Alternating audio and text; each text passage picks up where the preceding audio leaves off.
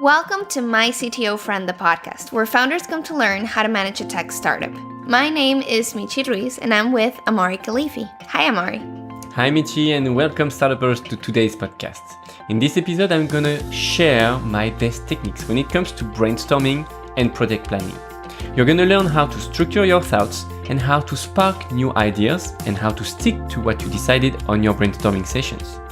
For this series of the podcast, remember that we're working our way down Amaury's book, going through the tips and real startup experiences he's gathered throughout the years. So if you're a founder without technical background, listen up because you're in the right place. Now, Amaury, last episode we talked about knowing your customer, right? And that was a very heavy topic. We touched on a lot of things. So let's connect that topic to what we're going to work on today, the CTO productivity hacks. Yes, whenever we start from your customer's knowledge, the goal for you as a founder is to position your product. And usually one of the first hacks I show to my clients or to startups I coach is the way I search things on the web. That might be very simple, but sometimes it's a good reminder to go through this process. If you search in order to illustrate that, I have a very good friend who proposed some coaching. He's a photographer and he's proposed some coaching to other photographers. And his hack is to search not only photographer on the web, but also photographers that are interested in personal improvements. Why? Because photographers that are more intent to buy his coaching program and to learn from his experience, etc., are also founders who has read a couple of books on personal improvement, etc. So that makes sense. And that's the way you should search and target your clients whenever you want to offer them something. And that's the first aspect of searching who you're going to serve and how you can identify them. It's not only the way of you search on Google, but also the way you use social media. Okay, so basically it would be just to identify some sort of characteristic that your customers would have and doing that search based on that, not just the basic, I don't know if you have an app for seamstress and artisans and creators, not only seamstress and artisans and creators that are doing their stuff, but that want to get organized because your app is going to help them with getting organized. Absolutely, and that's the basics of doing the growth hacking techniques. The growth hacking is just using tools and automations in order to hack and to find people on the market through social media again and again. And if you find, and I would say 80% of growth hacking techniques are based on the market and are based on where you can find people, whether it's Twitter or again social media are the best place to do growth hacking techniques. Now, on the research part of it, you said you were explaining to your founders how they can actually search on Google. So what about competitors? Well, the competitors, for sure, you're going to search on Google and put the things in different way, as much way as you can. Not only your baseline or the service you produce or the offer you produce, but maybe how people can get to the end result of your product. And always use how to do something will help you a lot to find the best articles that will cover your topics, and then finding maybe not real competitor, but indirect competitor that can provide solutions that can be an alternative for your clients and that maybe your clients will prefer compared to using your product. That's the basics. Then you can, of course, search on all startups directories to identify if there isn't any other startups who do quite the same as you, like on TechCrunch, on Product Hunt, or Angel.co, etc. And another technique which is very interesting too is when you have a well-known brand that do something, you can use just putting the name of the company, like we are using Zoom as example for this podcast and for this interview. We can search for the competitor of Zoom by just entering in Google Zoom space VS space, and then Google will propose you lots of articles titles that contain Zoom and VS, and then you will have a list of all the competitors of Zoom. That's a pretty easy techniques. And after that, you have also websites like alternative of something that can help you find the alternative software for doing something. Wonderful. Wonderful. Now, we're talking about using Google and computers to help us in our quest. But you usually advise people to stay away from screens, right? Every time when we talk about creativity, the screen, the computer, the keyboard slow you down, for sure. The best way to brainstorm are pencils and papers. And that's why I use pencils and papers for all my brainstorming, even remotely. So you might wonder, okay, but how he's doing this remotely? I just have a webcam on just a support, a kind of arm that record my desk. And this webcam is a dedicated cam for sharing my desk and where I can do all my drawings, all my post-its, play, and etc., etc. And that is a little sneak peek on the next episode for our actual tools, right? Yeah. For startup founders. But that's true. Pen and paper actually allow you to put your ideas into something, let's say that's fixed a lot faster, right? Absolutely. Our brain need to see things in order to make connections. You know, when you watch movies, cops movies, there is always a guy, the forensic, who is going to put picture on the wall, putting strings between pictures, between maps, between journals, etc., etc. And they are brainstorming, and their eyes need to be able to see the big picture, as we can say. And it's almost impossible on a screen because there is resolution and there is always something inside a folder, etc. So if you have some key components in your idea, in your company, I mean the brainstorming results, etc., just print them and put as much information on a big wall in your office. And then just put your feet on the desk, as I would recommend you to do, and just look at that wall and just let your mind flip it through all the ideas that you went through. Because something might be nothing today, but in 1 month or 2 months or 3 months, because you met someone else or because someone talked to you about a new opportunity, etc., maybe a tiny sign that wasn't important at all 3 months ago might be very important for you and might be the opportunity for you to thrive and having a real success with your product. That's a really good advice. So the idea would have to be putting everything that has to do with your idea and with your concept and with your planning on a wall, right? Yeah. Okay. And to have that visual feedback all the time, what do you advise people to do for that visual, let's say, stimuli? Sorry. What kind of techniques should you use to put your ideas on paper?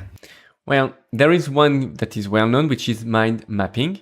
It's just drawing a simple circle in the middle, and I would recommend you to start with you as a person, as a founder, and maybe put your co-founders, and then the idea when you are all around, and putting all your knowledge, all your expertise, who you are, what are your passions, your hobbies, where you live, etc. Almost everything that can come to your mind, because it might be so helpful at some point. Let's assume that you have a big ecosystem or a big network, you know, people in large brands, etc. Maybe you will find opportunities not because of the market or because of a brand, but because you know someone in a certain company. And this is the result of a big brainstorming of a founder's team. It's to see what are our possibilities, what are our opportunities, and to pick up the right one. Interesting. What else should we use? What else should startup founders use to see those ideas on a wall? Well, we were talking about pencils and papers, but you can also use post-its. Of course, I am a huge fan of post-its. The big advantage of post-its is that it allows you two things. It allows you to brainstorm as well as restructure your ideas. which is not always suitable for long-term brainstorming, like we mentioned. Like if is it something that needs to stick on your wall for 3 months, post-its, you run the risk to make them fall down. But if it's just a brainstorming, a quick one, and you need to restructure, like it would be for, I don't know, for a course content, that's the way I use it, because usually I put my content and I structure it right away. So that's very, very helpful. And for mentoring, coaching startups, that's very helpful too, because we start with a first idea, and at the end of the meeting, we have a concrete result, and I take a picture of all that post-its, and then I just thread them in the bin. True. And you talked about on our previous, let's say, videos and our previous preparation, you've also talked about drawing, right? Not just writing, but drawing your ideas. Yeah. Drawing, there is a well-known technique which is called graphic facilitations. Large companies use that for very important management meetings when they brainstorm strategies, etc. They hire someone. I also know, I have a friend of mine who do that, and this person is not going to speak at all. He's just going to draw every idea that comes up. So if they think of a country, maybe he's going to draw this country. If you think of someone who is going to do this stuff, he's going to write down the process of this person walking down the street, etc., etc. And having all that visualization will help the brainstorming, and people will have new idea by just seeing visually what they said and having the picture of what has been said since the beginning of the meeting. So you as a founder, even if you are not a very good drawer, you can keep drawing. Drawing, it doesn't really matter. What is important is to be able to go through what are your clients' processes, what do you want them to feel, where do you want them to go, etc., and how do you want them to use your application.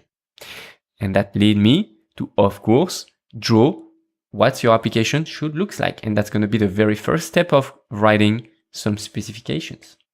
Right. So if you're in the first stage of your startup and you're just imagining your idea and your concept, you should still try to think about how it's going to look on a screen.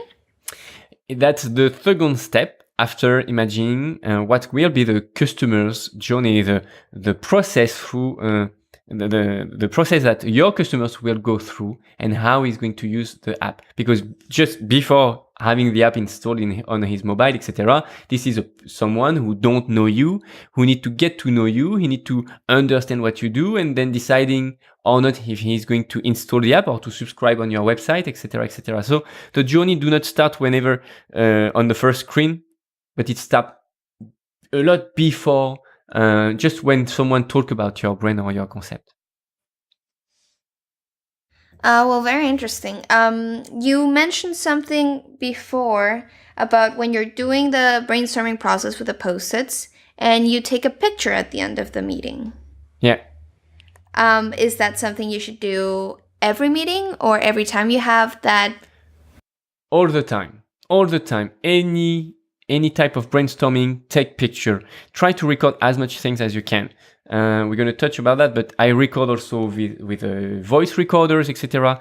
I try to record almost everything I do, and it can be picture of your own brainstorming, but you can also use picture of someone else's content. Like if you want to design an application I often take the same example, but like Airbnb for whatever, you can just screen the Airbnb interfaces and just print it on a piece of paper and just drawing on it, putting your logo on it, and imagine your own concept. And then, of course, you're going to change the color. Then a graphic designer will change it. But that allows you to have a visual overview of what your application might look like and what might change compared to what already exists and how you can do things differently. I don't recommend you to copy, but just to get inspired by a successful startup, of course. Right, and these would be applications that have been developed over and over again. They are going to be a little bit more elaborate, of course, but they also have a lot of research behind them. So it's a good starting point, right? Absolutely. to get into that. Okay, wonderful. Now, we were talking about writing and drawing. You mentioned printing screenshots. What else can people print to have that visual stimuli? There are lots of templates on the world on the web when it comes to print your customer experience, to define your customers, like we mentioned on previous episode, the persona canvas, the empathy map, the value proposition canvas, the business model canvas. There are also lots of techniques like the design sprint techniques. All comes with lots of templates that you can fill in, and that's well-known templates, in fact, and you can put them on the wall, and that will describe who your customers are, maybe putting a name on them, and what will be the process, etc. And having that brainstorming structured data in front of you in your office will help you again in a week, in a month, or 3 months, or maybe 6 months from now. Right, and these come pre-structured, so it would be a way of leading your thought process, because brainstorming can be a very messy process. You might have, your ideas might be all over the place, so it's a good place to start, to have a canvas, to have some sort of design that people have already thought through, and you can base your ideas off of that, right? Yeah, that's there is a pros and cons, because I also like to do freestyle brainstorming, because it's when you do freestyle brainstorming that you might find something that you might not be able to find thanks to these techniques. And then when it comes to funnel down and prioritize and keep only what is essential, well, I highlight with a pen what is important on my mind map or on the brainstorming support I was using so far. And then we structure things in the canvas that are available. And that's basically the process I recommend to use. Wonderful. So you're combining those two. Perfect. Yeah. What about project planning? So whenever you have ideas and you know what you are going to develop, the features, etc., what your application will looks like, you need to put a to-do list, an action plan. And then this action plan, usually you are going to define deadlines, etc. Over the time, I find very, very useful to have that planning just in front of your face all the time. You can, and I share the support on one of the blog I shared. We're gonna put the link in the notes. Just a simple PDF page, one for each month. When we put the KPI on the top, there is a checkbox to validate all that KPI, and there is the calendar just below when we can put each days and each week with a goal of each weeks, and then putting the post-its on each days. You need to use small post-its, but it works with the small ones. And that is very useful because that allows you not to have a big list without dates, or it also allow you to not planning things on a daily basis and forgetting them if you skip it, but rearrange with post-its your planning thanks to, depending on what comes up. Wonderful. So it's flexible and it depends on each day, each week, each month. You can move things around so you can keep up. Okay. Absolutely. Wonderful. And when you come back to your office, you will have that plan every morning in front of your face, as I said, so that will always remind you what your goals are for this month, for this week, etc. And talking about that, I also have another technique which is not mine. I think I get that from someone else. I don't remember who, which is having on your mobile phone. I have on mine my yearly goals. On the screensaver screen, on the wallpaper that I have on my mobile, you can put all your goals for that year, which means that several times a day, whenever you are going to unlock your phone, you are going to have your goals in front of you. And that's a great reminder. That can be some goals, that can be mindset quotes, etc. And that helps a lot to stay focused on what is important for you and not being disturbed by new opportunities or whatever. That's a great advice, actually, and I'm thinking, riffing off a little bit, but you have your goals on your lock screen, and once you unlock your phone, you can have a wallpaper of something that matters to you. So you could have, let's say, an entrepreneur that you admire, or your family, the people why you are doing this for, or your dog or your best friend, just something to inspire you why you're moving forward. So you have your goals, and right after you lock your screen, you have your inspiration and your motivation. Absolutely. That seems very powerful to me. Yeah. That's very useful. That's very useful, definitely. Wonderful. Well, we've covered a lot today, Amaury. Is there anything else you want to share with us? No, I think this is it. This is it for today. We set aside all the technical tools and the softwares and the toolbox that I use on daily basis as a CTO, and I think that's going to be the topic for our next episode, right? That's right. Next episode, we have CTO productivity hacks, the founder's basic toolbox. But coming back to this episode, if you're interested in looking at the links and notes of today's episode, just add a / after MyCTOfriend.co and the episode number. So in this case, it would be MyCTOfriend.co/6. Now you can also get all of the other episodes of this podcast by adding /podcast. If you want to see more of the startup tech management, Amaury has produced a lot of content. Isn't that right? Yeah, I think it's almost more than 100 videos that are already available out there. And by the way, as you might notice in the previous episode, if you are interested in my book, startupwithoutcto.com, if you get there, you can pre-order a printed copy of the book. And if you do it now, you will get an early digital version 2 months before the official launch. So just get on startupwithoutcto.com. Wonderful. Thank you, Mitchie. Thank you, Amaury. Wonderful conversation. Thank you all for listening in. See you or hear you on the next podcast. Yes, and don't forget you can also contact us on myctofriend.co/podcast, and there is a place where you can share your thoughts, your feedback, and also leave a review on iTunes. That's going to be very, very helpful, and we will thank you for that. Thank you again for staying with us, and talk to you next time. Until next time.